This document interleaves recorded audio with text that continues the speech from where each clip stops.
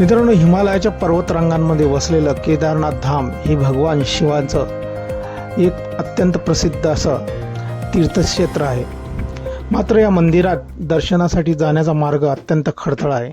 भाविकांना गौरीकुंडापासून तब्बल 16 ते 18 किमी चढाई करून मंदिरापर्यंत जावं लागतं. अर्थात इतकं जास्त ट्रेकिंग करणं अनेकांना झेपत नाही. देवाचे आशीर्वाद मिळण्यासाठी इच्छा असते पण शरीर साथ देत नाही.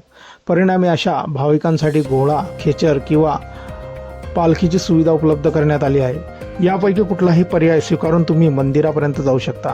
पण काही वेळेस लोकांचं वजन इतकं जास्त असतं की त्यांना मंदिरात घेऊन जाणाऱ्या प्राण्यांची अवस्था अत्यंत खराब होते. असाच एक व्हिडिओ सध्या चर्चेत आहे.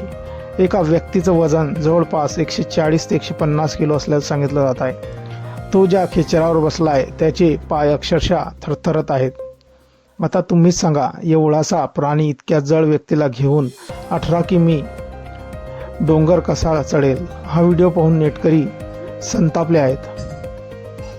हा व्हिडिओ जिंदगी गुलजार है या इंस्टाग्राम पेजवरून शेअर करण्यात आला असून हा व्हिडिओ आतापर्यंत 18 लाखांहून अधिक वेळा पाहिला गेला आहे.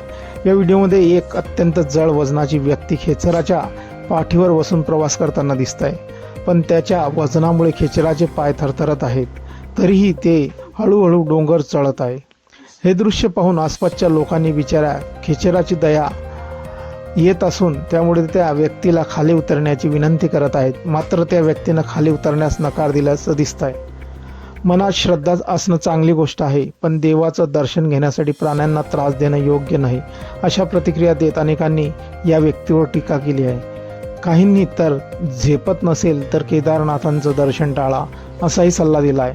कारण 16 ते 18 किलोमीटर उंच डोंगर चढणं काही सोपी गोष्ट नाही. भल्या भल्यांची दमछाक होते.